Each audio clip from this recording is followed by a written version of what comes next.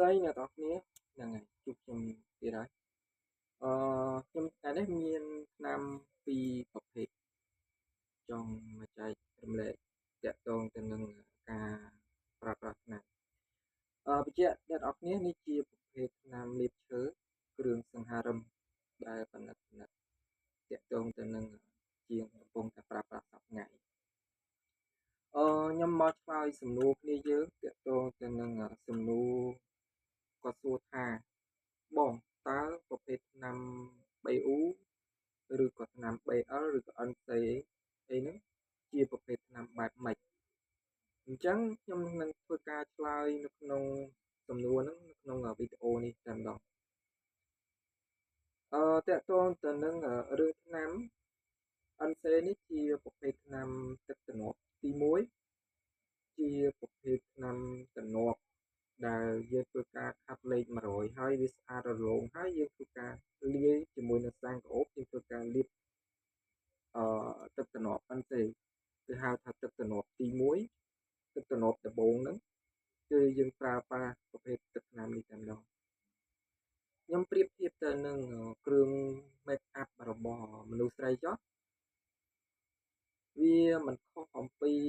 គ្រឿង make up របស់មនុស្សស្រីទេអធិស្ឋានផងដែលខ្ញុំប្រៀបធៀបបែបហ្នឹងប៉ុន្តែខ្ញុំគិតថាវាមិនសូវជា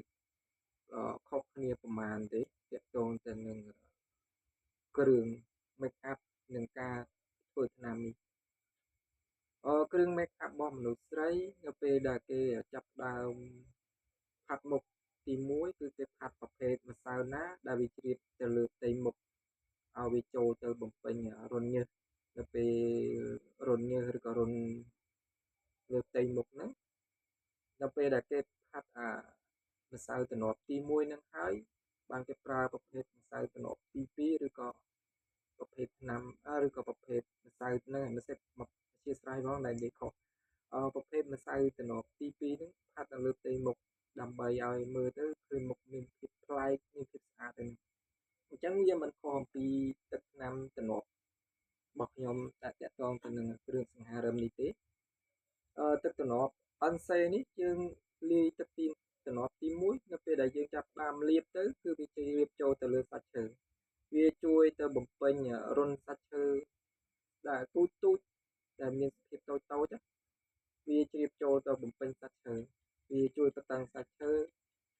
ទី1ទី2វាជួយការពារបញ្ហាឈើឡើងផ្សិតក្នុងករណីដែលឈើនឹងវានៅស្រស់អញ្ចឹងគេប្រើប្រភេទទឹកទ្រនាប់នេះទី1គឺហៅថាទឹកទ្រនាប់ដំបូងដែលខ្ញុំឲ្យឈ្មោះបែបហ្នឹងបន្តមកទៀតគឺគេទុកវារយៈពេលវាឲ្យស្ងួតអីហើយបានចាប់ដើមធ្វើការខាត់អាហ្នឹងគេចូលលក្ខណៈខាត់ដៃឬក៏ដាក់ម៉ូទ័រញ័រអញ្ចឹងទៅតាក់ទងទៅនឹងគ្រឿងសង្ហារិមបន្តមកទៀតបានគេប្រើប្រភេទទឹកទ្រនាប់ទី2គឺហៅថាទ្រនាប់ BU ទ្រនាប់ BU នេះគឺគុណសម្បត្តិរបស់វានៅពេលដែលយើងលាបទៅវាទៅនៅលើសាច់ឈើមានន័យថាយើងចាប់ដើមធ្វើការបាញ់ថ្នាំសម្រេចឬក៏តម្លើងពណ៌អីទៅគុណសម្បត្តិរបស់វាជួយកាត់បន្ថយចំនួនថ្នាំចំនួនសាំងយើងនិយាយមួយម៉ាត់ថាវាធ្វើទៅវាឲ្យថ្នាំហ្នឹងវានៅលើទៅសាច់ឈើ